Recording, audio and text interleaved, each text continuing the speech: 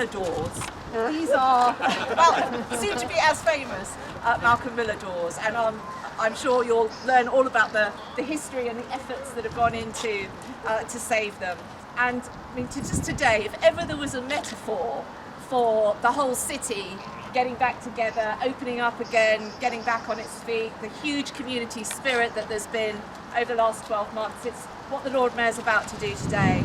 And I just wanted to say a huge thank you to all of the volunteers and everyone in the very difficult circumstances that the last year has been, that has kept the show on the road, that hasn't given up, and has been planning and thinking about how we really take this amazing community project forward. And I was saying to Sabrina earlier, we have now moved into second gear. The trajectory of this is just going to be amazing over the next few years, and it's down to you and all of your support and interest.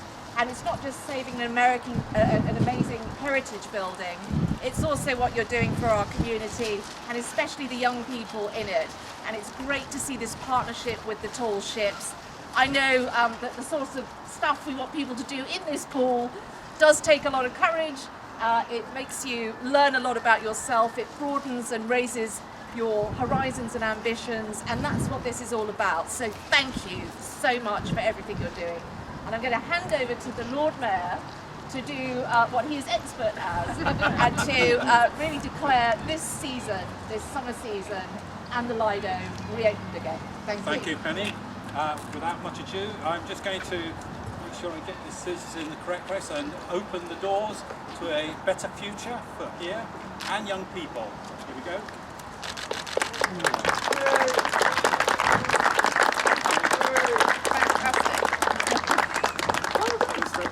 Great. We've just tied the ribbons, yes, and we will be doing a bow very shortly. I'm Nancy Richards, this is Angus, my brother, and we're the children of Captain Swindles, and that's why we're here today, because Captain Swindles was on the STA schooners from 1972 until 1981. And he was master on both the Malcolm Miller and the Winston Churchill. The longest serving master in STA history, the world record. Yes, and he's lots of stories to tell. And he was also a man who entertained a lot, so he always had his banjos on the ship. He can tell stories about these doors. They leaked, and any of the young trainees on the boat, if they happened to be near these doors and there was a storm, they would get wet on their bunks. So eventually they were replaced, but he's got tales to tell about them, and maybe later he might be able to tell you a tale or two. And play you a tune on the ukulele. And he's bought his ukulele today, so that's the link. Yes. It's difficult. I always played. I played a guitar for years when I was at sea, and it didn't make enough noise. So you got a crowd of drunks on the other side of the room, and they wanted to play Maggie May and sing Maggie May. You had a job to sort of make the guitar play loud enough to sort of drown them out. But with the banjo, oh, it's a different story. You know, you could hear that 5 miles away. So I heard it being played once in Australia, and I thought, that's a fantastic sound, and I took it from there. And I was fortunate that at the time I was running in a cattle boat up and down the west coast of Australia to Singapore and back again. And a friend introduced me to an old banjo player that had a bar in Singapore, old Bill Bailey. And he was with, he'd been in Lady Be Good. He was quite well known in 1925. And he told me all about banjos and things, and I got more and more interested, and it became a sort of hobby. He taught me how to make one, and I made my own in the end, and that became quite famous. And I had that all the time I was with the SCA, and that's the one I'm playing on some of those recorded, you know, shots you've got that are on the internet. It's made out of a biscuit tin. I found the biscuit tin on number 2 hatch on the, I think it was the old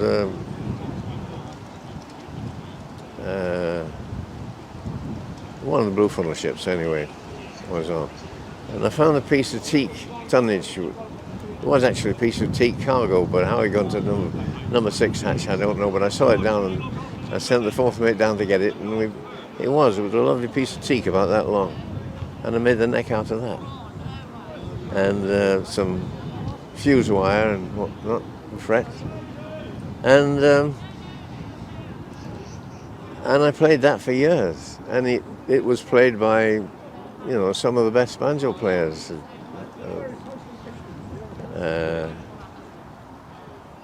you still have it? No, it's in a museum in Bremerhaven now, in the Siemens Museum in Bremerhaven.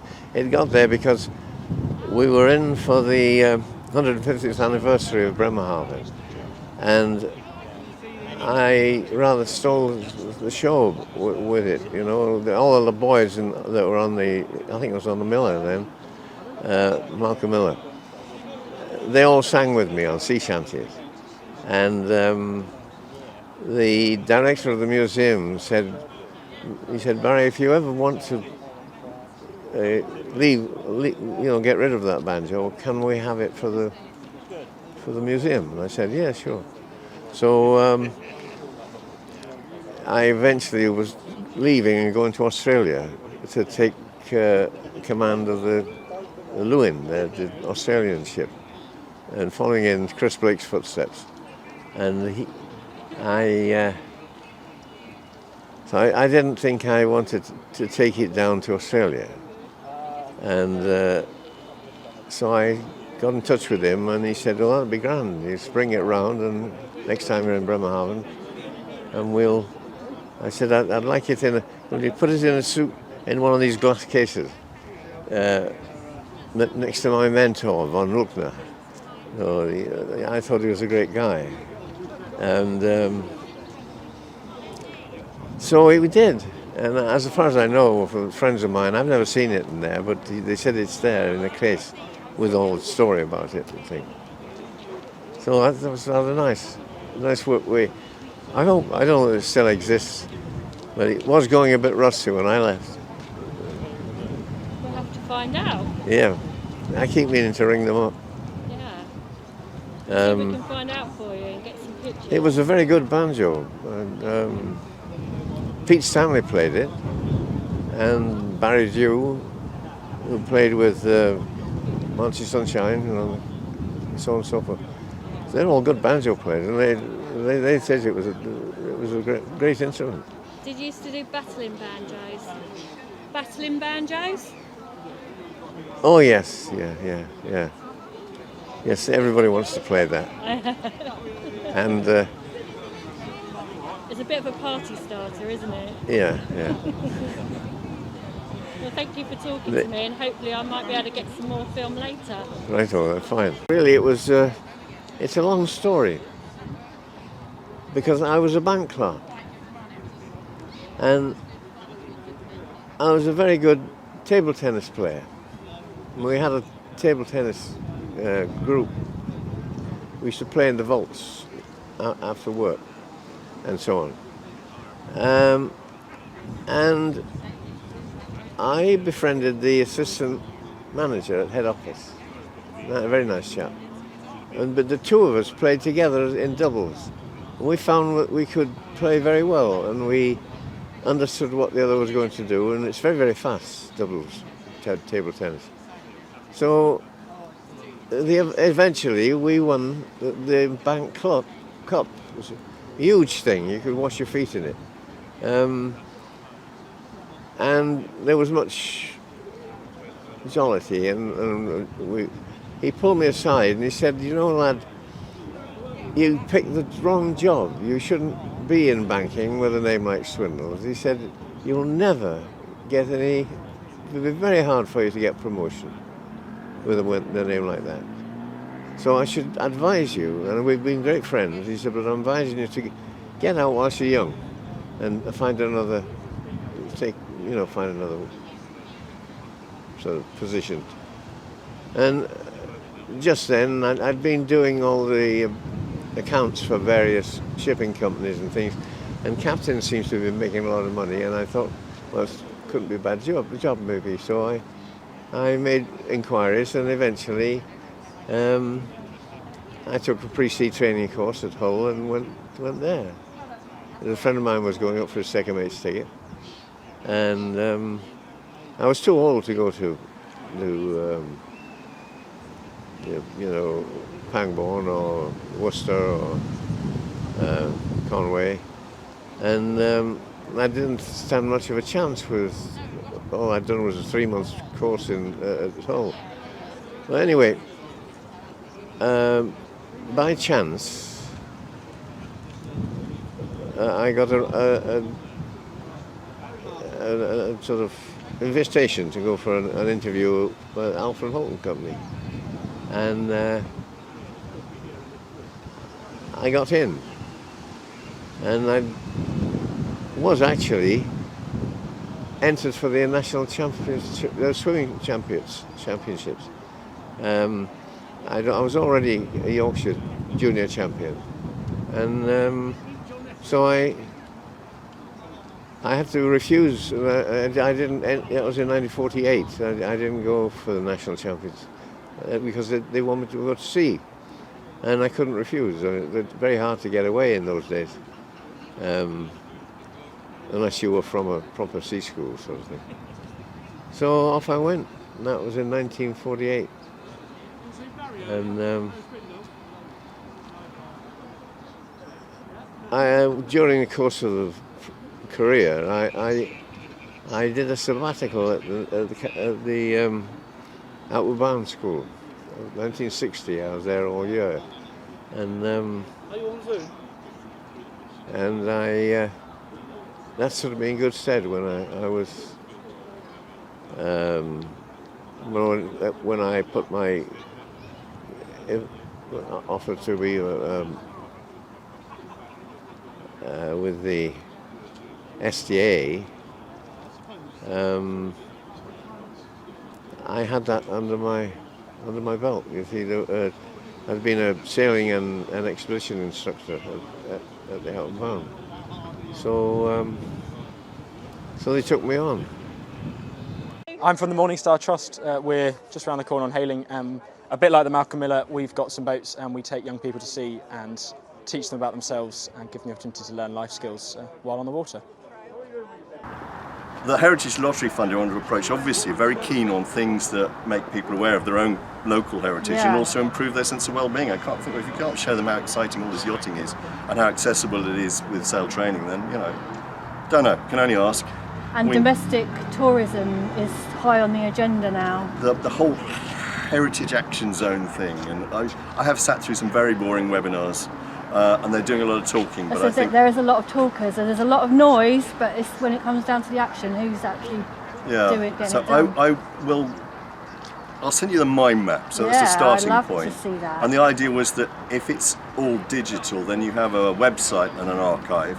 And if you need to put a physical museum together, you'll have access via screens to all the stuff. And I'm thinking, if you have 100,000 items, most museums would scream because they'd have to have a huge shed to put them in. But if I photographed them or scanned them or recorded them, I think my thing is story, like you. Yeah. If you can pick something and follow a story through, like you can with Wikipedia, a trail, then you've not only hooked people, but they'll find the truth in it all, which I think I said truth, that's incredibly pompous, isn't it? No, I love it, but having an interactive map with all of that stuff, but actually being able to walk or visit these places as well and experience like virtual reality, but yeah. I mean, what Wing's done with all the track charts for the schooners, and I'm going, that not only is social history, but the people who say, I found the trip I was on. Yeah. And I'm thinking we all want at some point to go back and have a little sneak look at where we were all those years ago when we were not taking diaries and pictures and stuff like that. So you can easily make the track charts into interactive maps, and that's what I've said to Wing. I'd love to do that. Yeah. But you'd be bombarded, wouldn't you? You'd have to have a good team that helps you. I think the money will go mostly on a very interactive website that accepts the archive, so anyone could do it. And I thought, is a resource, if you really dive into it, there should be no end to it. But if you just want to find stuff because you're from Gosport but didn't know about it, it should go sideways as well. But I don't think there's going to be an end to this. I think I'm going to have somebody adding stuff every week. The track charts, models, postcards, stamps. There's a sub genre of stamps with ships and stuff on, and the links, you can go sideways to the J-Class racing and Alex Thompson and Clipper racing and stuff. And I'm thinking, possibly no end to it. Yeah. But I need to spend a lot of time and people and money to actually get the stuff inputted and stored. There's easy ways to keep it simple and not get overwhelmed by it, and just focus, even if it's just focus on track charts. And because you can pull in loads of different things into that, artifacts and whatever, songs. Yes. And just and then it's a little easier to get it done because it's not. Because I look at it and I think it's too much, it's too overwhelming.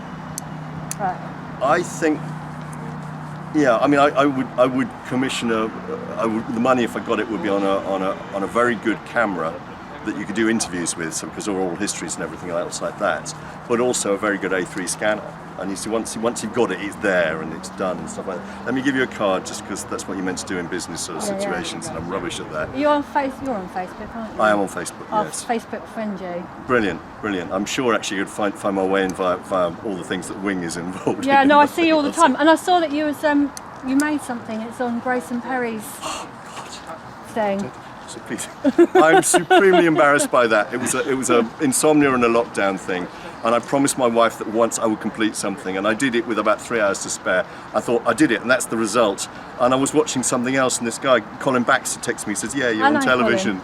Colin. And I went, I think, embarrassingly giggly. The guy, whatever it is, Darren Brown, had a completely different impression of what it was. I'm going, no, art is art, I don't give a damn. It's fallen to pieces twice. I've got to find a way to actually, if they say, they email said, we might have it in the exhibition, I'm going, it won't make the journey. It's made out of little bits of balsa wood and stuff like that. And it really was. It was meant to be me and my mate Herbie, a German photographer, who I only ever see chasing tall ships around the world. And I didn't see him last year, and I'm worried I won't see him this year. And it was just about, I wouldn't call it the solitude of, lockdown and all this sort of stuff, but I'm going, we just sit in boats waiting for bloody tall ships to turn up, testing expensive camera gear to destruction. What's your favourite tall ship? It has to be the first one you sail on, which would be Lord Nelson, which means that if I talk to anybody from the schooners, they also take a step back from it. But I like any ship that sails, but it has to be Lord Nelson, because it's the first trip I ever did. You always fall in love with your first tall ship. I say that to anyone who's beyond the schooners, that's beyond obvious. And if your dad designed it, yeah, it's like, wow. I do that thing that you have to do in sail training, you have to be pushed to do it. And he said, right, you're doing a bit of work for me, you're on studies, go off on a 10-day trip on Lord Nelson. And it's like every single person you meet, you go, absolutely changed me. If I'm any good as a photographer, it's because I learned people skills on a tall ship and all that sort of stuff. And it's just the best life, Dry land is dark. I've only ever felt competent on a tall ship because they give you lots of little jobs to do, and as a boatswain's mate, as a deckhand, you rush around and you get more exercise than I'm getting now. And you just go, I'm doing all this stuff and I'm actually feeling valuable and worthwhile, which is the underlit message from sail training, as we all know. So. I spent more. It's very interesting. I got a mortgage when I was about 38, and you got to figure out the time before that I was just running around on tall ships and rubbish like that. So Do you have regrets of getting a mortgage? No, I bought a crappy little flat in Southampton and managed to sell it at not a big profit, but a profit. And I think if my wife and I had been in lockdown for the last year, we would have stretched our bonds of tolerance.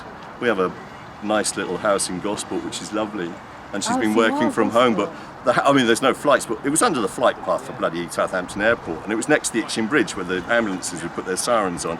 And if you're a trucker, you'll move your stuff in the middle of the night, so the rattling of trucks at 3 a.m. to get away, without the roads being busy, and that's without the fact you couldn't get in or out when Southampton were playing at home. And I go, it was all right for 18 years, but I'm glad we're living in Gosport now. We can print that bit.